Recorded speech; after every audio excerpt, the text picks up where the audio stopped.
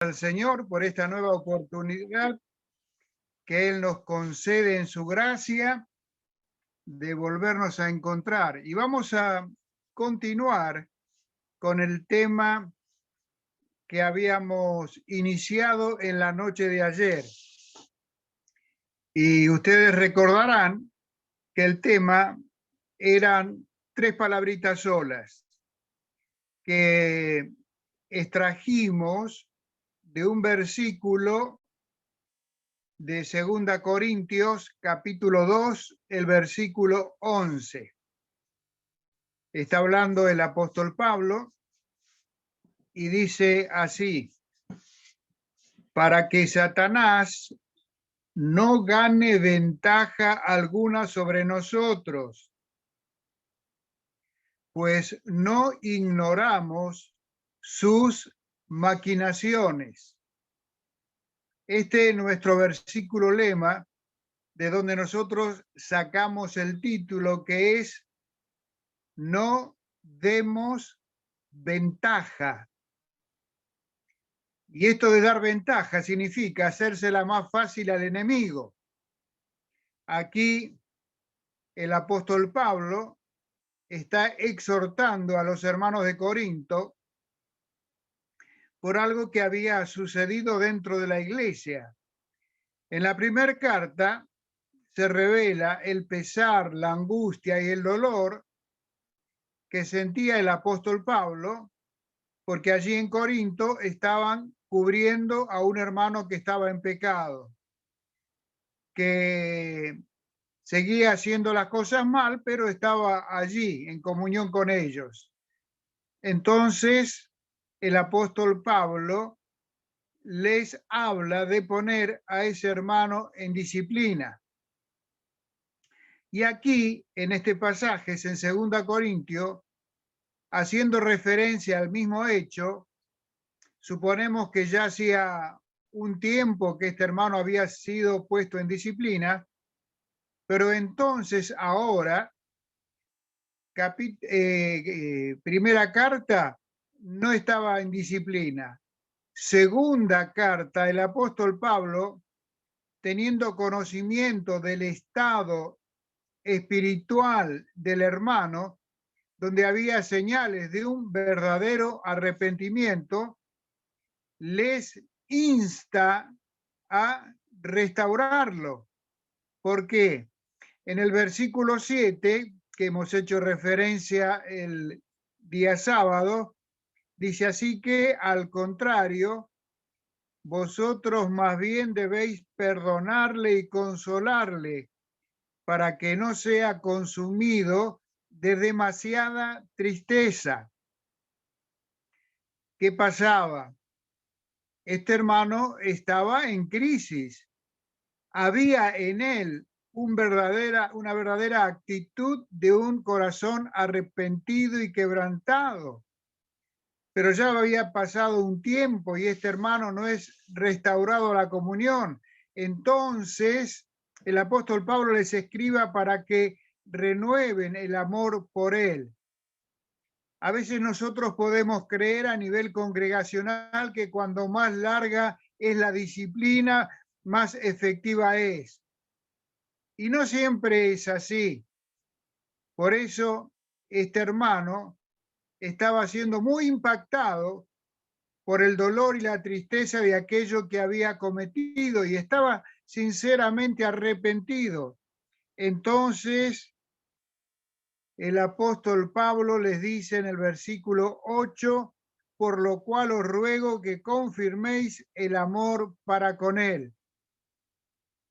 Un hermano que ha sido puesto en disciplina sigue siendo un hermano y debe contar con un espíritu restaurador en la vida de toda la congregación. Y todos deben estar orando al Señor para que Él sea restaurado pronto. No por mucho tiempo en disciplina se va a lograr un mejor resultado, sino que acá el apóstol Pablo está señalando algo. Por esa actitud nosotros le estamos dando lugar a las maquinaciones del diablo. La obra de restauración es para levantar al hermano, no para aplastarlo, no para mirarlo con cara de bronca o de rabia o de asco. Tenemos que mirarlo como un hermano en Cristo y tenemos que mirarlo con los ojos de Cristo. Por eso, qué importante es esta palabra. Y de allí surge el título que nosotros estamos desarrollando, para que Satanás no gane ventajas, no le hagamos el lugar propicio o el ambiente favorable para que el enemigo se mueva con libertad aprovechando determinadas circunstancias en la vida de la congregación. Tenemos que actuar con sabiduría, tenemos que actuar con mansedumbre, tenemos que actuar con un espíritu solidario, porque acá el apóstol Pablo, y reitero lo que decía recién, versículo 7, estamos hablando siempre de 2 Corintios capítulo 2, versículo dice así el apóstol Pablo, así que al contrario, vosotros más bien debéis perdonarle y consolarle. O sea que este hermano de parte de la iglesia no estaba recibiendo un genuino perdón de parte de la iglesia para con él. Y no estaba el hermano siendo consolado. ¿Por qué? Porque si esto se seguía prolongando en el tiempo, podía pasar lo que el apóstol Pablo está marcando acá al final del versículo 7, para que no sea consumido, palabras graves, para que el hermano no sea consumido de demasiada tristeza. ¿Cuánta sabiduría necesitamos tener cuando alguien tiene que ser puesto en disciplina en la vida de la congregación por algún pecado cometido? A veces solamente es necesario una buena charla, un buen consejo de parte de los hermanos responsables. Otro aspecto de la disciplina, según la consideración del pecado que haya cometido, la disciplina debe ser más larga. Pero ¿cuánto más larga? La Biblia, el Nuevo Testamento, no menciona tiempos para poner en disciplina. Esto tiene que ser la respuesta a la guía del Espíritu Santo y a toda la oración en la vida de la iglesia para que este hermano pueda ser restaurado, pueda ser consolado y pueda ser incorporado a la vida de la congregación. No demos ventaja. Y habíamos estado considerando algunos versículos en Génesis capítulo 3, a donde se nos habla de la caída del hombre y de la mujer en pecado. ¿Por qué? Por darle ventajas al enemigo. La mujer se la hizo muy fácil a la serpiente. Abrió su corazón, se sintió víctima de la palabra de Dios cuando ella, a algo que Dios no había dicho, ella dice, y Dios dijo que del árbol no debíamos tocarlo, porque si no íbamos a morir. Dios nunca dijo eso. Entonces lo que es evidente, lo que compartíamos ayer, que la mujer y Adán se sentían víctimas de la palabra de Dios. Veían como que la palabra de Dios era demasiado dura, porque les estaba prohibiendo algo que seguramente era muy lindo, muy agradable. y Satanás es muy habilidoso para activar la codicia.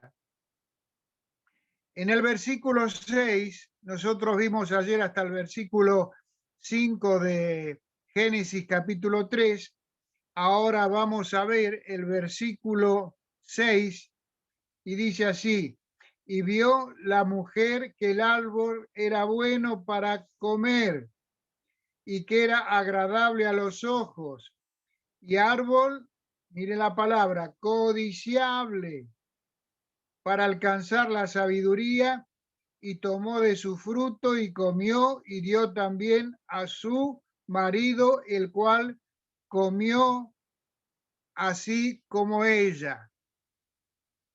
Acá nos encontramos con el precio y el costo alto que se tuvo que pagar a causa de la codicia.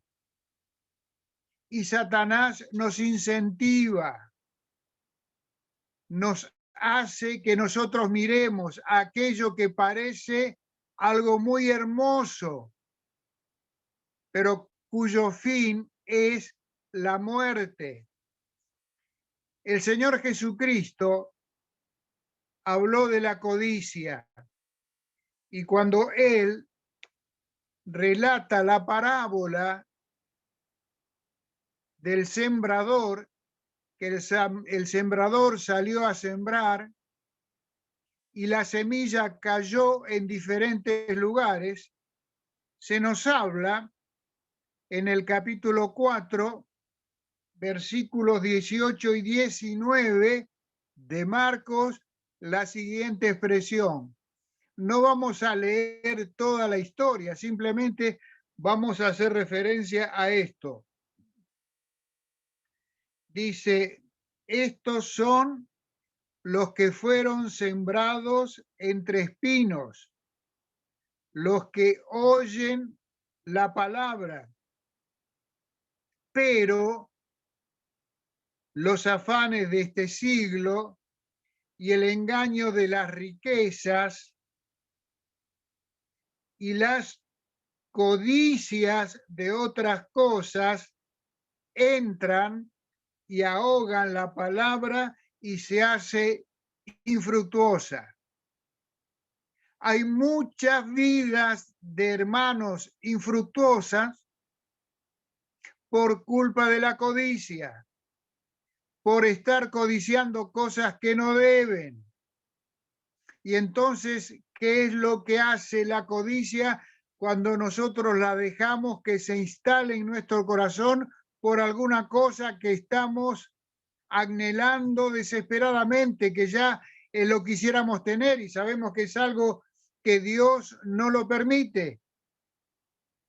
Cuando nos insta a lo material, a que lo material sea lo prioritario en nuestra vida. El Señor Jesucristo dijo, buscad primeramente el reino de Dios y su justicia, y todas las demás cosas os serán añadidas. A veces nosotros tomamos como más importante las añadiduras que aquellas cosas que Dios ya nos tiene prometido y Él nos va a dar, porque Él es generoso con nosotros. Por eso la codicia frena la palabra de Dios para que obre activamente y poderosamente en todo nuestro ser. Por eso, en muchos corazones de hermanos y hermanas no se percibe crecimiento espiritual. Hay una apatía generalizada. No se percibe un genuino y verdadero desarrollo y crecimiento espiritual. ¿Por qué? Porque seguramente en algún punto está actuando la codicia para que la palabra de Dios no crezca y se desarrolle en nosotros. Por eso, el versículo 6, volvemos a Génesis capítulo 3, comienza el versículo con esta palabra, y vio, un verbo, y vio. O sea, que Eva actuó según lo que le mostraron sus ojos, y vio, y codició. Este es el principio de la ruina, y vio, y codició. Y esto fue dar ventajas al enemigo. Por eso aquí nos encontramos con varias cosas que nos advierten de cómo obra el enemigo, despertando la codicia en nuestros corazones. Pero observamos también en lo que acabamos de leer que la mujer vio, codició, comió y convidó. ¿Con qué nos encontramos aquí? Con que la que está participando y dialogando con la serpiente es la mujer. ¿Y Adán dónde está? Nosotros encontramos en Adán un silencio cómplice. Adán no dice nada, se calla la boca y simplemente come, y los dos caen en pecado, cosa que nosotros tenemos que evitar. Si formamos parte de un matrimonio y alguno de los cónyuges se perfila para tomar una decisión equivocada, nosotros los esposos, si esto corre por parte de la mujer, no tenemos que guardar silencio, sino tenemos que advertir qué es lo que está diciendo la palabra de Dios sobre ese punto. Y si la palabra dice que no, es no. Entonces yo no tengo que ser cómplice de mi mujer. O a la inversa, cómplice de mi marido, porque puede ser él el que tome o quiera tomar la iniciativa para tomar una decisión en contrario a la voluntad de Dios en la palabra. Qué importante que es esto para que nosotros lo consideremos. Esto es lo que significa andar por vista. El versículo 6 dice, y vio y que era agradable a los ojos, árbol codiciable. ¿Con qué nos encontramos aquí? Con que la palabra de Dios, al ser minimizada desde el principio, fue dejada de lado.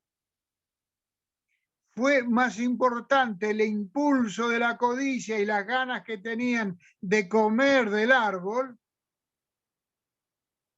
que hacer la voluntad de Dios y ajustarnos en obediencia a lo que Dios había mandado.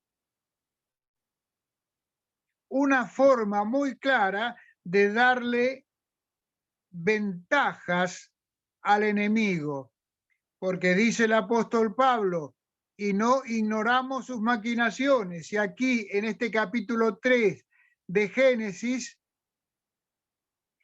nos advierte de algunas cosas, de cómo actúa la serpiente, de cómo astutamente se mueve Satanás para impulsarnos a tomar decisiones incorrectas y caer de esta manera en pecado. Versículo 7 dice, entonces fueron abiertos los ojos de ambos y conocieron que estaban desnudos. Entonces cosieron hojas de higuera y se hicieron delantales.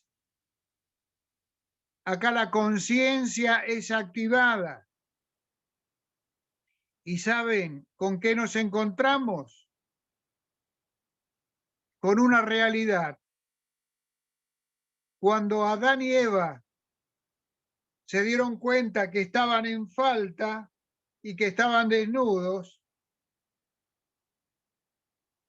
entonces se pusieron activos a fabricar una solución por ellos mismos.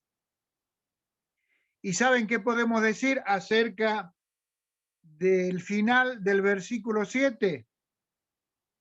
Entonces cosieron hojas de higuera y se hicieron delantales.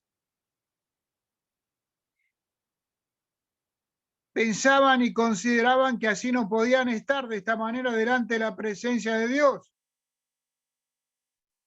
Se sintieron avergonzados. Entonces, a buscar una solución. Y en esto de hacerse delantales, encontramos el principio básico y elemental del comienzo de todas las religiones en el mundo. El hombre tratando de fabricar su propia solución para reconciliarse con Dios. El hombre tratando por sí mismo de buscar algo que lo justifique delante de la presencia de Dios frente al pecado que habían cometido. Sabían que estaban en falta. Y entonces, ¿con qué nos encontramos? Con la creación de una paz artificial. Mientras ellos tenían esos delantales de higuera, de hoja de higuera, se sentían como cubiertos. Pero el pecado era evidente. Dios no acepta, no lo hizo ahora ni nunca va a ser, de toda aquella persona que en el mundo quiera justificar sus pecados delante de Dios y salvarse por invenciones propias, por cosas que pueda fabricar por sí mismo. No, la salvación no es personal. Dios se hizo cargo de la solución y nos encontramos con esta realidad, que Dios trajo la solución. Y saben, ya en la misma solución que Dios les da para vestirse, nos encontramos con la base de la redención, de lo que luego haría el Señor Jesucristo, el Cordero de Dios, para salvarnos a todos nosotros. Para que los hombres quedaran cubiertos y justificados delante de la presencia de Dios, tuvo que haber derramamiento de sangre, tuvo que haber un sacrificio. Esto nos habla de redención. Esto es un versículo profético que nos lleva a considerar al Cordero a través de todas las páginas del Nuevo Testamento hasta llegar al Nuevo Testamento donde nos encontramos con el Cordero de Dios que quita el pecado del mundo. Evangelio según San Juan, capítulo 1, versículo 29. ¿Con qué otra cosa maravillosa nos encontramos aquí? Con que Dios siempre toma la iniciativa. ¿Cuál es la tendencia del hombre y de la mujer, de nosotros, cuando pecamos?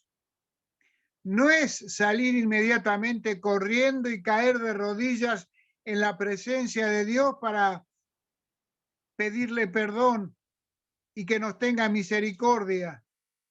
No, no, no. La tendencia es esconderse. ¿Por qué? Porque el pecado roba la paz. Aquí nosotros nos encontramos con esta realidad. Versículo 8, y oyeron la voz de Jehová que se paseaba en el huerto al aire del día, y el hombre y su mujer se escondieron de la presencia de Jehová, Dios, entre los árboles. ¡Qué infantilismo! ¡Qué ignorancia cometemos sobre la realidad de lo que es Dios cuando nosotros frente al pecado, a través de diferentes maniobras que podamos hacer,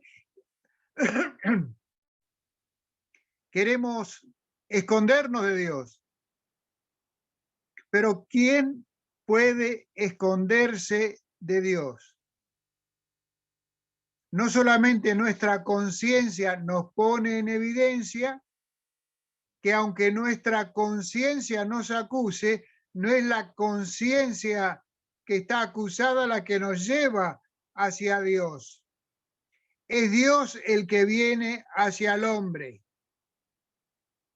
Por eso, qué importante es percibir que el delantal de hojas fue un esfuerzo frustrado. Y este es el resultado de todas las religiones frente a Dios. Aquellas cosas que el hombre procura hacer para pretender justificarse delante de Dios, practicando tal o cual religión o haciendo tal o cual cosa, o adorando a tal o cual imagen. Todos esfuerzos nulos para que el hombre y la mujer quedaran realmente cubiertos delante de la presencia de Dios. Dios usó pieles.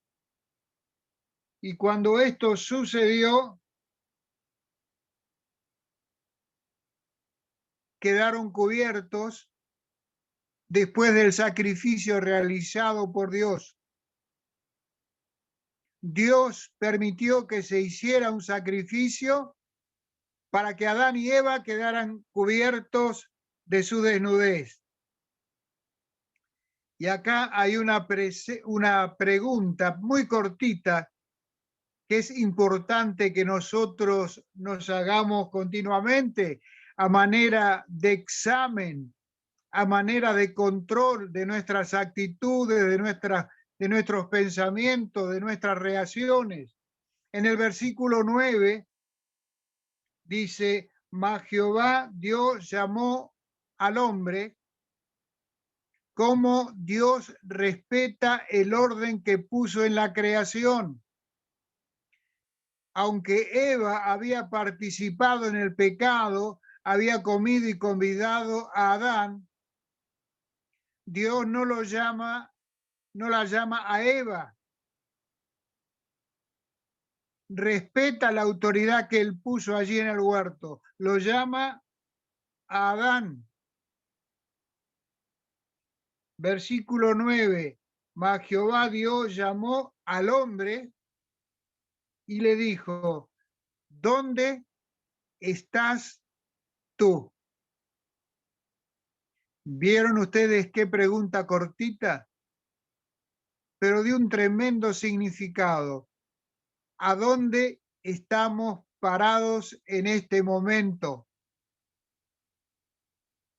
¿Cómo estamos llevando nuestra vida espiritual? ¿Estamos en crecimiento? ¿Estamos en desarrollo? ¿O estamos estancados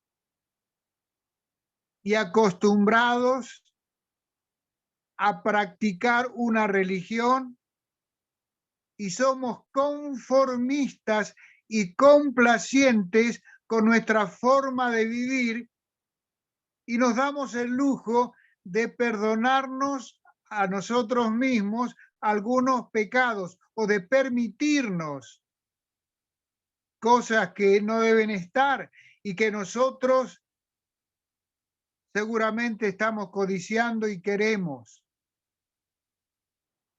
Lo que debemos buscar es tener una buena relación con Dios.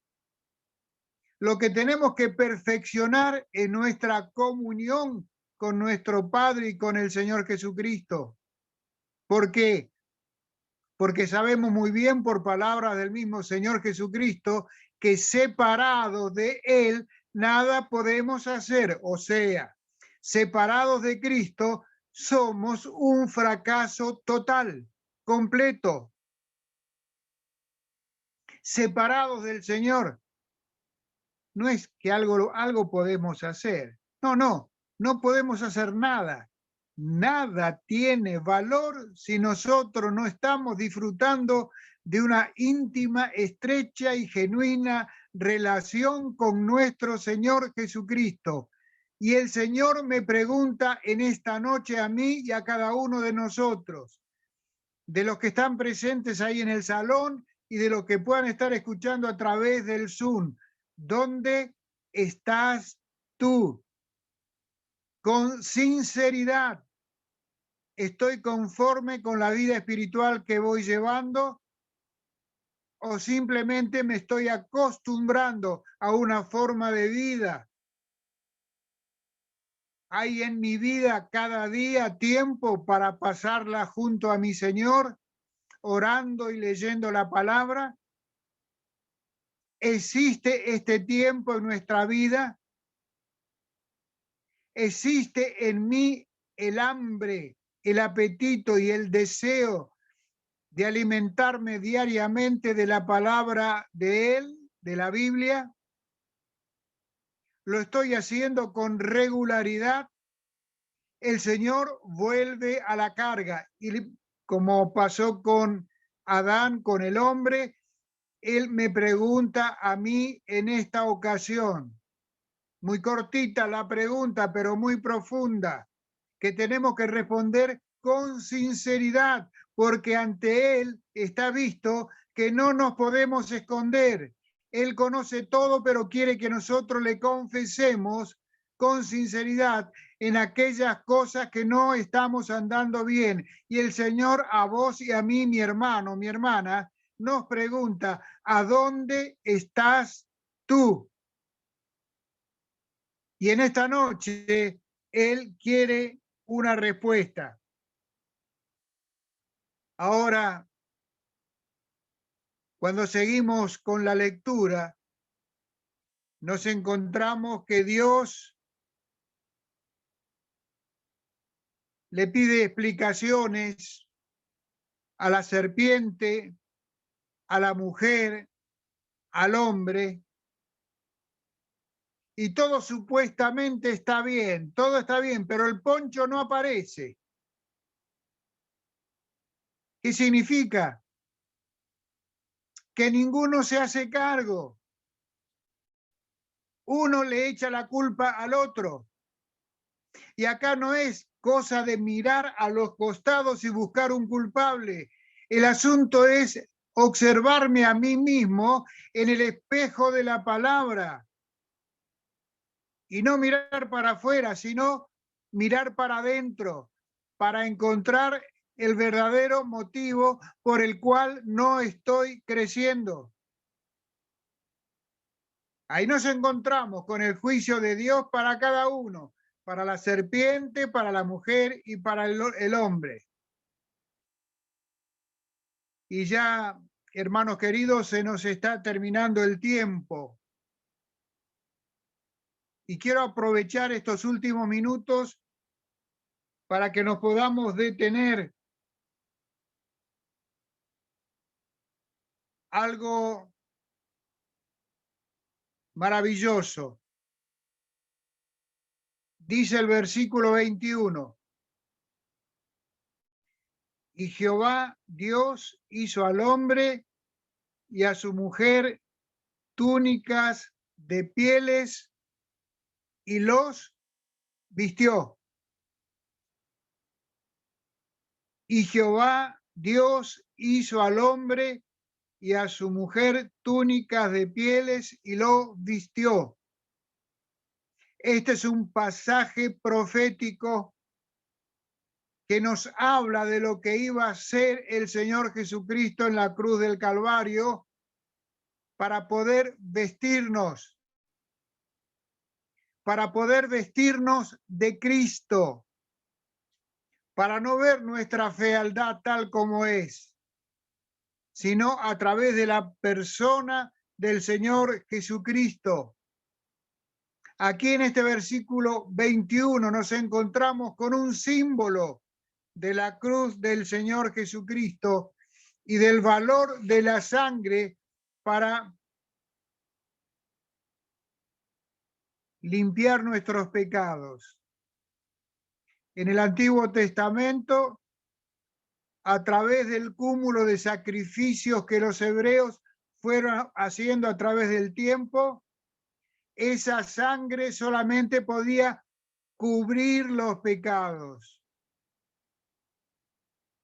Pero volvemos a un párrafo dicho por Juan el Bautista cuando vio venir al Señor Jesucristo al río Jordán. Juan 1:29, he aquí el Cordero de Dios, no que cubre, mi hermano, sino que quita todos los pecados. He aquí el Cordero de Dios que quita el pecado del mundo. Aquí nos encontramos del vestido que Dios proveyó para cada uno de nosotros. Y si un día nos hemos arrepentido de nuestros pecados y hemos aceptado a Cristo como nuestro Salvador y como nuestro Señor, estamos vestidos de Cristo. Es el Cordero de Dios en mí. La ropa que Dios proveyó ofrecía un abrigo amplio porque Él mismo lo hizo. Y la cobertura que Dios le dio resultó del derramamiento de sangre. Bendito sea nuestro Señor Jesucristo. Y si en esta hora, allí en el salón o en algún lugar nos está escuchando alguien que aún no tomó la decisión por Cristo, le tengo que decir que está en problemas.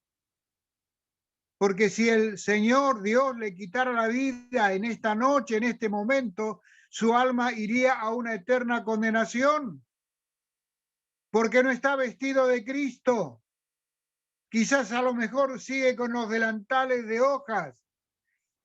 Y hoy usted se da cuenta y se entera que esto no le sirve.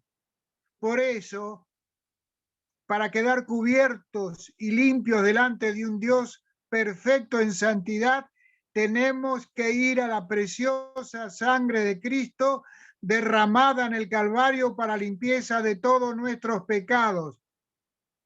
Y esto usted lo puede hacer en esta noche si se arrepiente de todos sus pecados y acepta al Señor Jesucristo como su Señor y como su Salvador. Esto lo puede hacer ahora mismo. Arroje a un lado todo aquello que es de manufactura personal y que no se basa en Cristo y su sacrificio hecho en la cruz del Calvario. Le invito a que en esta noche, en este momento, usted, donde quiera que esté, tome la decisión más importante de su vida para que esté protegido y seguro, para que cuando Dios corte el hilo de su existencia o de la mía, tengamos la certeza de que, como dice la palabra, ausentes del cuerpo, presentes con Cristo. Hágalo. Y a nosotros, hermanos, con sinceridad de corazón, que podamos responder a esa pregunta que nos hace el Señor. ¿Dónde estás tú? Evitemos la codicia y no le demos ventaja al enemigo para que Él nos haga zancadillas y nos haga caer, para conservarnos puros, limpios y santos frente a la presencia de nuestro Dios y de nuestro Señor Jesucristo. Que Dios bendiga su palabra.